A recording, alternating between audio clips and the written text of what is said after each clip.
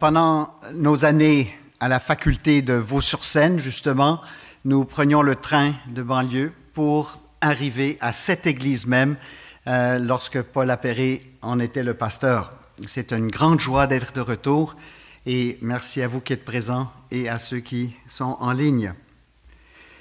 Depuis la Réforme, deux théologies majeures ont prédominé parmi les protestants évangéliques. D'un côté, la théologie réformée ou théologie de l'Alliance, TA. C'est une théologie qui a accentué la continuité entre l'Ancien et le Nouveau Testament. Fondée sur la confession de foi de Westminster, cette théologie a construit un ensemble doctrinal valorisant une seule alliance de grâce qui réunit toutes les alliances. Et il en ressort trois grandes conséquences. 1. La nouvelle alliance annoncée par Jérémie et inaugurée par Jésus en son sang n'est pas vraiment nouvelle, mais renouvelée. Une simple administration de l'alliance de grâce déjà opérante dans l'Ancien Testament. 2. La loi de Moïse, le décalogue, est encore en vigueur pour le croyant du Nouveau Testament et du coup, le sabbat doit être observé le dimanche. 3. Le peuple de Dieu est vu comme une seule entité comprenant Israël et l'Église, et la circoncision devient le modèle du baptême pour les enfants. Avec quelques nuances, surtout concernant le baptême et la composition de l'Église, les réformés baptistes adhèrent aussi à cette théologie de l'Alliance, et cette théologie est basée sur la confession de foi baptiste de 1689 et elle a de grandes similitudes avec la confession de Westminster. De l'autre côté, nous avons la théologie dispensationaliste, TD. La TD s'est attachée à la discontinuité entre l'Ancien et le Nouveau Testament. C'est-à-dire que l'Ancienne Alliance ne continue pas dans la période de la Nouvelle Alliance. Il n'y a pas une seule alliance de grâce qui les unit. Mais en même temps, la TD garde une majorité des prophéties de l'Ancien Testament et les reporte dans un futur lointain et passe presque systématiquement par-dessus la première venue de Jésus-Christ pour y trouver un accomplissement dans un millénium à venir.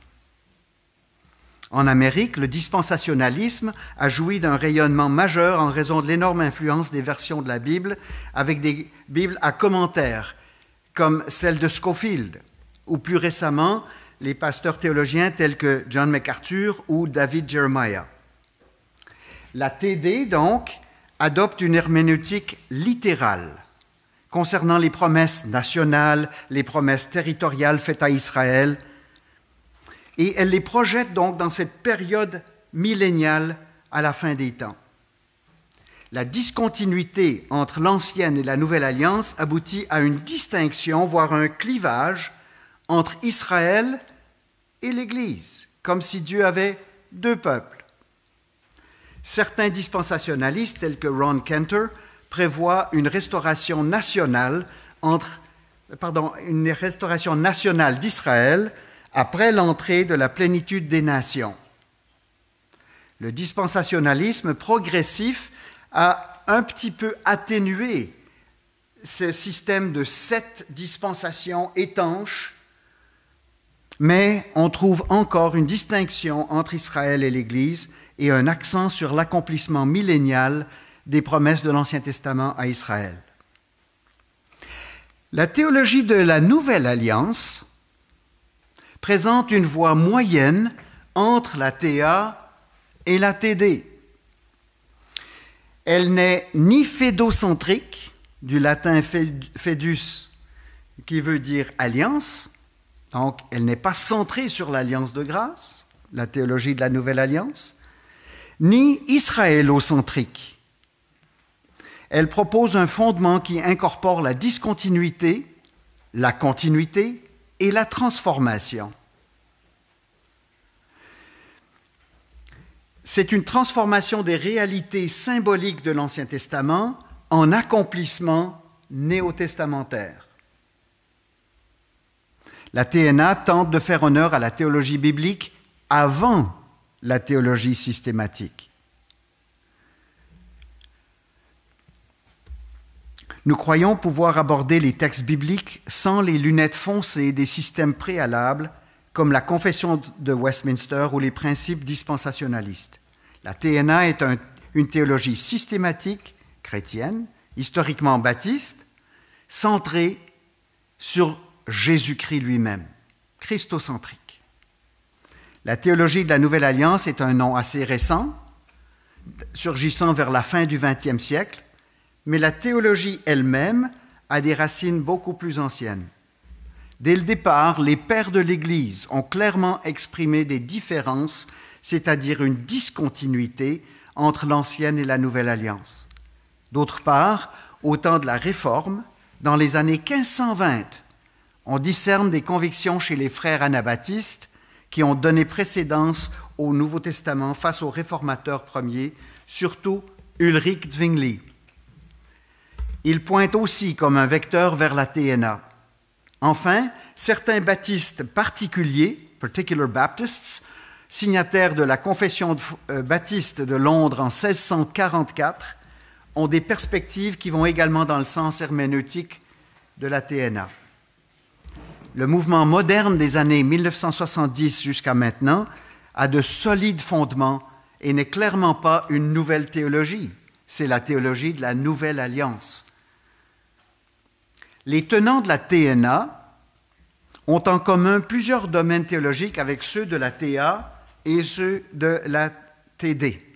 En particulier, ces trois écoles, ces trois théologies proclament le salut par la foi, les grandes doctrines de la grâce souveraine et élective, la Trinité, l'incarnation, l'inspiration verbale et plénière des 66 livres de la Bible. Donc, nos différences entre ces trois théologies sont des discussions internes, mais il s'agit d'avoir des convictions. Comme le dit si bien Blake White, la dernière chose nécessaire dans l'Église est l'arrogance et la suffisance. Il rajoute, cela dit, je pense que la théologie de la Nouvelle Alliance est le système théologique le plus cohérent avec le principe protestant de sola scriptura, l'écriture seule, et je suis certain que tous les chrétiens peuvent tirer profit de cette discussion. J'ai avec moi quelques exemplaires du livre que nous avons traduit de Blake White et qui va exactement dans le même sens que le livre que je vous propose aussi. Et celui-ci s'appelle « Qu'est-ce que la théologie de la Nouvelle Alliance ?» Une introduction par Blake White. Vous pouvez aussi vous procurer un exemplaire de celui-là. La TNA se distingue de la TA et de la TD en herméneutique, en interprétation. La TNA lit la Bible selon une interprétation d'histoire progressive du salut et valorise l'herméneutique de l'accomplissement lors de la première venue de Jésus-Christ. Ainsi, la TNA reconnaît la priorité des évangiles et surtout des épîtres apostoliques du Nouveau Testament pour interpréter l'Ancien. La TNA estime que la TA nivelle les différences entre les deux testaments. Et elle estime par ailleurs que la TD reporte les prophéties de l'Ancien Testament à des accomplissements littéraux à la fin des temps, sans prendre en compte les accomplissements dans les réalités spirituelles lors de la première venue de Jésus-Christ. Allons un peu plus en détail. La théologie de la Nouvelle Alliance diffère de la TA concernant le lien entre l'Ancien et le Nouveau Testament. Nous voyons cette différence en considérant trois points principaux: la Nouvelle Alliance, la Nouvelle Loi, le Nouveau Peuple. Premièrement, la TNA se distingue de la TA concernant les alliances. La TNA affirme que la Nouvelle Alliance est complètement nouvelle et qu'elle n'est pas une simple continuation de l'Ancienne Alliance. La TNA n'adhère pas à la doctrine réformée d'une seule alliance de grâce. La TA affirme que la soi-disant alliance de grâce sous-tend les deux testaments. En particulier, l'Ancienne et la Nouvelle Alliance feraient partie d'une super-alliance, même si elles ont des administrations différentes. La TA déclare aussi qu'il y a eu trois alliances initiales. L'alliance de rédemption, conclue dans l'éternité passée, l'alliance des œuvres entre Dieu et Adam dans le Jardin d'Éden, et l'Alliance de grâce, après la chute, portant le nom de protévangile. Cependant, la TNA affirme que l'expression « alliance de grâce » et le concept d'une alliance transtemporelle qui engloberait les autres n'a pas d'appui biblique. La TNA réfute cette construction théologique. Elle fait remarquer qu'aucune de ces trois alliances, mises de l'avant par la théologie réformée, n'est mentionnée dans la Bible. Au lieu d'une alliance éternelle de grâce, la TNA propose plutôt un seul dessein éternel de Dieu, selon le langage d'Éphésiens 1.9 et 2 Timothée 1.9. Par ce dessein, avant la fondation du monde, Dieu a voulu sauver ses élus par son Fils. La TNA ne voit pas la relation entre Dieu et Adam dans le jardin comme une alliance d'œuvres. Les Écritures n'appellent pas cette période créationnelle une alliance d'œuvres, comme si l'obéissance par Adam de la loi de Dieu lui aurait valu la vie éternelle. La TNA reconnaît qu'entre la TA des réformés presbytériens et la TR à la théologie réformée de l'Alliance, alors TRAB, disons, des baptistes, il y a une distinction. Parce que les réformés baptistes, qui sont credo-baptistes, eh bien, ils ont une distinction en ceci. Les réformés presbytériens maintiennent qu'il y a une seule alliance de grâce sous deux administrations, loi et évangile. En revanche, les réformés baptistes, toujours dans la même famille, mais ils ont rejeté le pédobaptisme.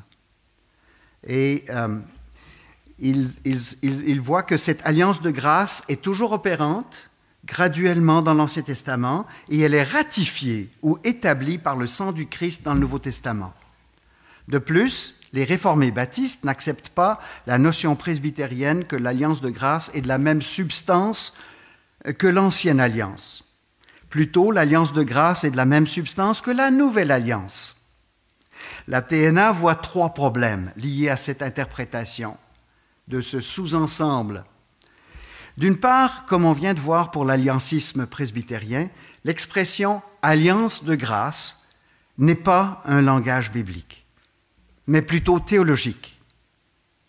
C'est élaboré par les réformateurs et consacré dans la Confession de foi de Westminster et la Confession de foi baptiste de 1689. La Bible et la TNA parlent plutôt du dessein éternel de grâce. L'expression « alliance de grâce » n'existe ni dans le Nouveau ni dans l'Ancien Testament. C'est vraiment à mettre de côté comme une distinction théologique.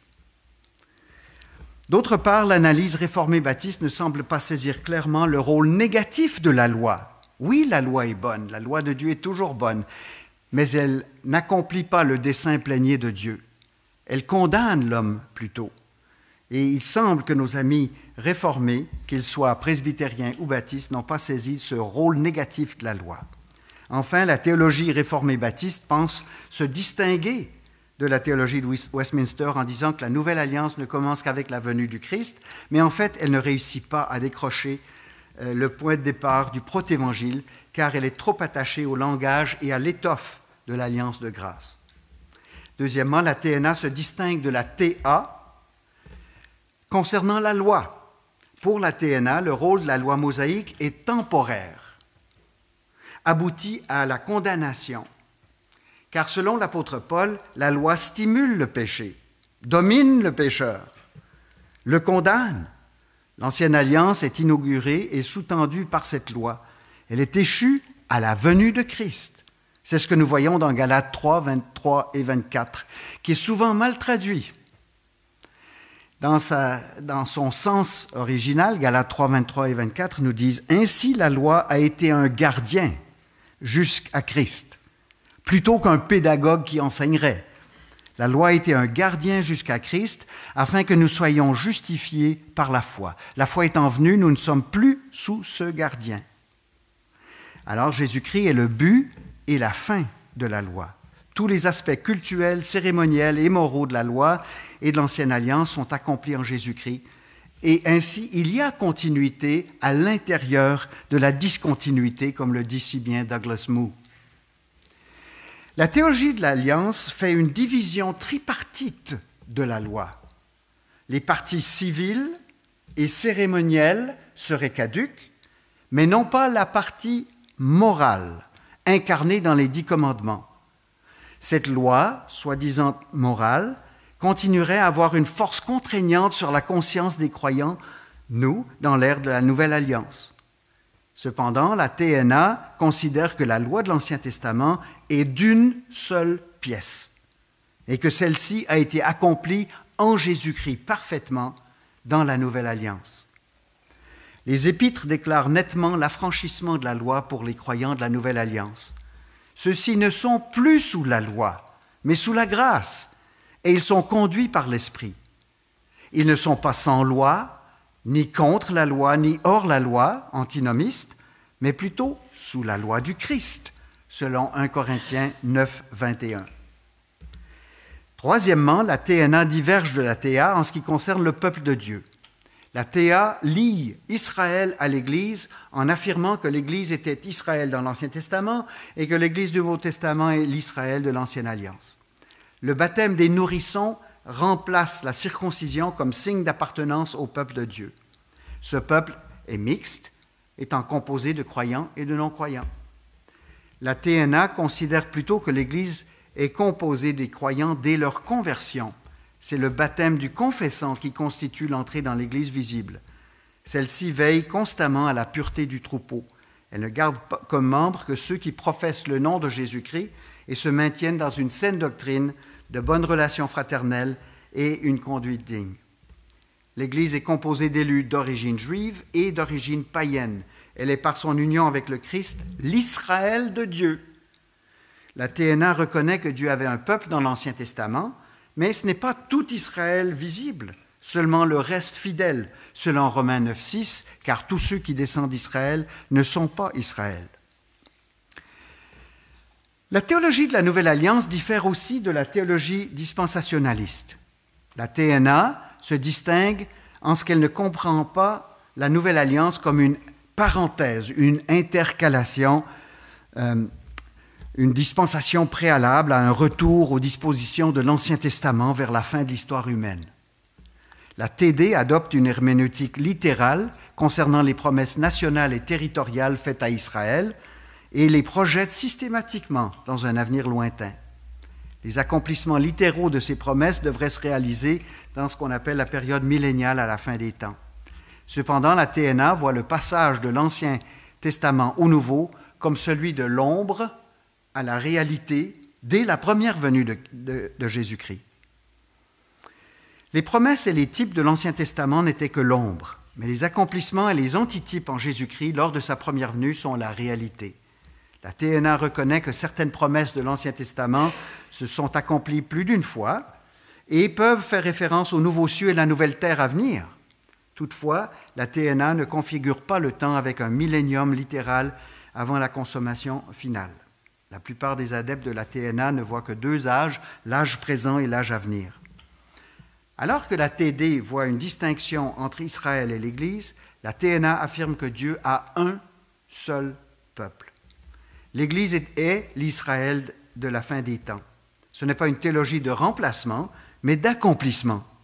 L'Église est l'accomplissement d'Israël en vertu de son union avec le Messie d'Israël. Nous sommes l'Israël de Dieu.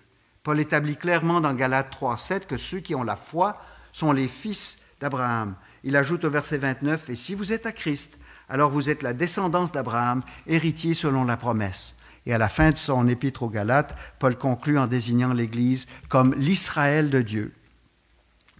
Voici comment j'ai développé l'introduction à la TNA dans ce nouveau livre.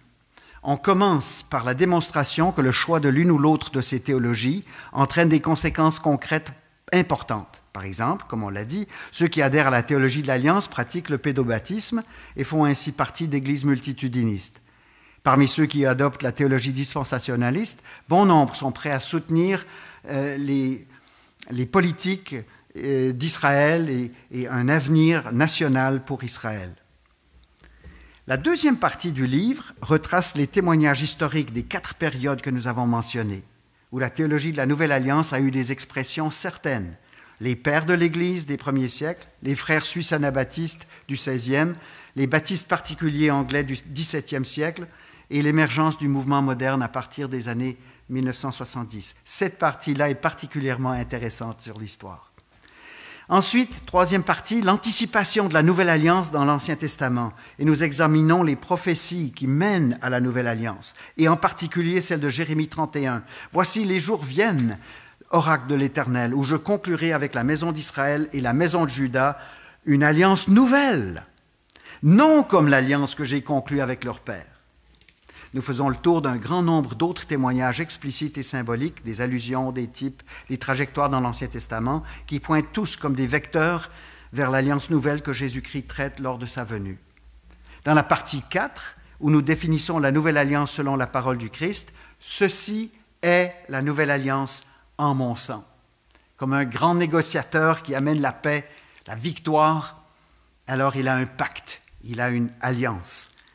Et c'est cette alliance qu'il a payée cher par son propre sang.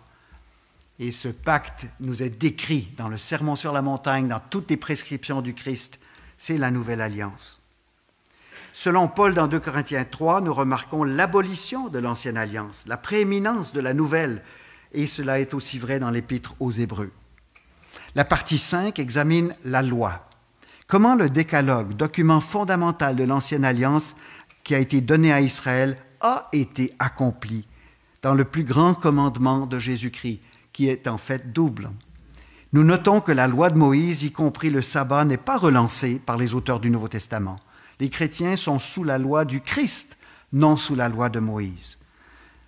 Enfin, dans la partie 6, nous recherchons comment le Nouveau Testament décrit le nouveau peuple de Dieu. L'Église ne remplace pas Israël, l'Église est l'Israël de Dieu, l'Israël eschatologique. Tous ceux qui croient au Fils Messie, le descendant singulier et unique d'Abraham, sont fils d'Abraham. Tous les membres de la Nouvelle Alliance sont entièrement pardonnés et ils sont tous habités par le Saint-Esprit. Gloire à Dieu. Dans sa théodicée de l'Épître aux Romains, chapitres 9 à 11, Paul décrit les deux genres de branches qui sont hantées sur le seul olivier. Celles qui constituent la plénitude d'Israël, les élus d'Israël, et ceux qui proviennent des nations. Mais il y a un seul olivier. Ainsi, tout Israël sera sauvé. Cette Église, rachetée par le précieux sang de l'agneau de Dieu, est d'ores et déjà le royaume et le tabernacle de Dieu. Mais nous attendons le retour du Christ pour que la nouvelle Jérusalem descende sur une terre renouvelée, une terre nouvelle. En conclusion, la TNA présente trois principes herméneutiques majeurs. 1. La primauté du Nouveau Testament. C'est le Nouveau Testament qui doit interpréter le reste de la Bible. C'est la lumière plus ample de la Nouvelle Alliance. Par exemple, Amos 9, 11 et 12 dit ceci. « En ce temps-là, je relèverai de sa chute la maison de David. J'en réparerai les brèches, j'en redresserai les ruines. Je la rebâtirai comme elle était autrefois, afin qu'il possède le reste d'Édom et toutes les nations sur lesquelles mon nom a été invoqué, dit l'Éternel, qui accomplira ces choses. » Si on lit cette prophétie-là, froidement, dans l'Ancien Testament, on pourrait penser, un jour, il y aura la maison de David qui doit être rétablie. Je relèverai de sa chute la maison de David. Nous pourrions dire, donc, comme certains dispensationalistes, que la maison n'a pas encore été redressée. Même si Israël est reconstitué depuis 1947, on n'a pas encore toutes les limites territoriales et toute la gloire nationale d'Israël. La maison de David n'est pas encore rétablie. On attend donc un accomplissement futur. Mais la TNA observe que Jacques, qui conclut le concile de Jérusalem, dans Acte 15, cite cette prophétie d'Amos 9, 11 et 12, et il l'applique aux nombreuses conversions que l'apôtre Paul a conclues dans ses voyages missionnaires parmi les non-juifs dans son ministère. Alors, c'est toujours la plus grande lumière du Nouveau Testament qui interprète les prophéties de l'Ancien Testament. Deuxième grand principe, l'herméneutique christocentrique. La TNA se veut vraiment avec Christ au centre en examinant les Écritures. C'est lui qu'on doit rechercher. On veut éviter d'imposer une grille interprétative fondée sur des alliances ou sur des dispensations. On recherche plutôt les filons qui convergent vers la personne et l'œuvre du Christ partout dans les Écritures. Et pour terminer, ce troisième principe, la triade DCT. Discontinuité, continuité, transformation. Nous considérons que cette triade DCT est le troisième trait distinctif principal de la TNA. La discontinuité, continuité et transformation forment un ensemble de 3 opérations que la TNA observe dans le laboratoire herméneutique lorsqu'on passe de l'Ancien au Nouveau. Le sens de nombreux accomplissements dont l'interprétation par les auteurs du Nouveau Testament était imprévue. Pris ensemble ou séparément, ces 3 notions peuvent nous aider à décortiquer le sens de nombreux textes. Donc, la théologie de la Nouvelle Alliance n'est pas nouvelle, mais elle s'enracine de plus en plus dans le paysage théologique et comble un vide entre les 2 grandes alternatives historiques. Mon expérience avec la TNA m'a donné une grille interprétative pour la Bible et la doctrine entière, mais pas comme système seulement réactif à 2 autres théologies seulement. La TNA a enrichi ma propre compréhension des liens entre l'Ancien et le Nouveau. Et depuis 2008, lorsque j'ai assisté à une conférence John Bunyan en Pennsylvanie, j'ai découvert la richesse des auteurs TNA. Je lis ma Bible avec un stylo feutre mauve pour marquer toutes les convergences entre l'Ancien et le Nouveau. Et je vois les liens de plus en plus. J'apprécie les harmonies avec beaucoup plus de finesse et de clarté. Puisse la TNA, puisse ce livre éclairer plusieurs sur la Nouvelle Alliance plus excellente à cause de son objet plus glorieux que tous, notre Seigneur Jésus-Christ.